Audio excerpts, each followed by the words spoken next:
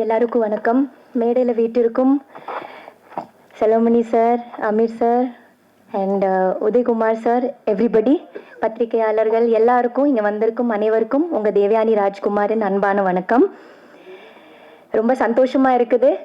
நம்ம editing association elections நடத்தி புது டீம் வந்திருக்குது. உங்கள் எல்லாருக்கும் வாழ்த்துக்கள், புது டீமுக்கு வாழ்த்துக்கள். ரொம்ப எடிட்டிங்கிறது எல்லாம் சொல்லிட்டாங்க, இல்லாமல் முடியாது. எடிட்டர்ஸ் இல்லாமல் முடியாது. ஒரு சிறந்த டைரக்டர் ஒரு சிறந்த எடிட்டராகவும் இருக்கணும். இல்லைன்னா ஒரு சிறந்த எடிட்டர் ஒரு டைரக்டரை காப்பாற்றணும். ஒரு படத்தை காப்பாற்றக்கூடிய ஒரு ஸ்தானத்தில் இருக்கிறது தான் ஒரு எடிட்டர். ஸோ பெஸ்ட் எடிட்டர் இல்லைன்னா ஒரு பெஸ்ட் படம் வராது. கிளாப் பண்ணுங்க.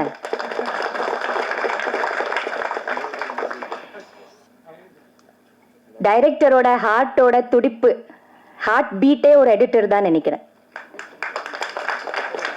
If the editor is the creator and he is the visionary, அது ஸ்க்ரீனில் கொண்டு எந்த அளவுக்கு கொண்டு வரணும், ஆடியன்ஸோட பல்ஸ் என்ன, ஆடியன்ஸ்க்கு எவ்வளோ தேவைப்படுது, கொஞ்சம் ஜாஸ்தி இருந்தால் போர் ஆகிட்டு வெளியில் போயிடுவாங்களா, இல்லை அப்படியே உட்காந்து பார்ப்பாங்களான்னு தெரிஞ்சுட்டு இன்ச் பை இன்ச் மெஷர் பண்ணுறது, எவ்வளோ எம்எல், இப்போ ஒரு டாக்டர் ஒரு ஊசி போட்டாலும் எவ்வளோ எம்எல் நமக்கு கொடுக்கணும், இல்லை இன்னும் கூடி போனால் மயக்கம் வந்துடும், இல்லைன்னா நம்ம விழுந்துடுவோம், இல்லைன்னா மேலேயே போயிடுவோம் இல்லையா? அந்த அந்த எம்எல் கணக்கு இன்ச் பை இன்ச் கட் பண்ணக்கூடிய, இல்லை சொல்லுங்க சார், கரெக்டாக நான் சொல்கிறேன் இல்லையா? எந்த மருந்து இருந்தாலும் ஒரு டாக்டர் கொடுக்குற மாதிரி ஒரு எடிட்டருக்கு தெரியும் எவ்வளோ கொடுக்கணும், எவ்வளோ ஆடியன்ஸ்க்கு பிடிக்கணும், எவ்வளோ பிடிக்காது, இதை கொடுத்தா போர் ஆயிடுவாங்களா, ஓடிடுவாங்களா, இல்லை அப்படியே உட்காந்து பார்ப்பாங்களான்னு அந்த அளவுக்கு ஒரு அருமையான ஒரு ஃபீல்டுன்னு சொன்னால் சினிமா உலகத்திலேயே I think it's editing first. நான் கேள்விப்பட்ட வரைக்கும் Bharathi Raja sir, the legend director Bharathi Raja சாரோட எடிட்டிங் தான் நான் கேள்விப்பட்டிருக்கேன்.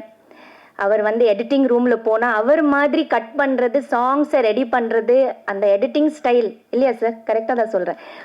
ஸோ பாரதி ராஜா சாரோட அந்த எடிட்டிங் ஸ்டைல் யாரையும் எந்த டைரக்டரோட படத்தில் மறுபடியும் நம்மளால் பார்க்க முடியாது. அவரோட அந்த சாங்ஸோட அந்த கட்டிங் ஸ்டைல், அந்த பிக்சரைசேஷன், அந்த அழகு, அந்த எவ்வளோ ஷார்ட்ஸு கட் பண்ணி அவ்வளோ பியூட்டிஃபுல்லாக அவர் மாதிரி நான் நினைக்கிறேன். he is an excellent editor, excellent director. So to be a excellent director, I think he should have all the qualities of an editor, and more than that, அதுதான் அவர் தான் ஒரு ஆடியன்ஸோட ஹார்ட் பீட், ஒரு டைரக்டரோட ஹார்ட் பீட். ஆனாலும் Glamour, show எல்லாமே எடுத்துட்டு போறது யாரு? Stars, directors. பணம் யார் எடுத்துட்டு போறது? இப்போ ஒரு மேடையில் ஒரு ஃபங்க்ஷன் நடந்தாலும் முதல்ல ஆர்டிஸ்ட் உட்காராங்க, டைரக்டர் உட்காராங்க, ப்ரொடியூசர் உட்காருவாரு. ஆனால் எடிட்டர் எப்போவுமே அவர் தான் மெயின். ஆனால் எப்போவுமே பேக் சீட்டில் உட்காந்துட்டு சந்தோஷமா ஒரு படத்தை ரெடி பண்ணி நமக்கு கையில் கொடுத்துட்டு அது ஆடியன்ஸை பார்த்துட்டு ஒரு பேக் ஸ்டேஜாக உட்காந்துட்டு சந்தோஷமா ரசிக்கக்கூடிய, எந்த எக்ஸ்பெக்டேஷன்ஸ் இல்லாத ஒருத்தர்னா ஒரு எடிட்டர் தான். But he is the main man. He is the main person behind the cinema.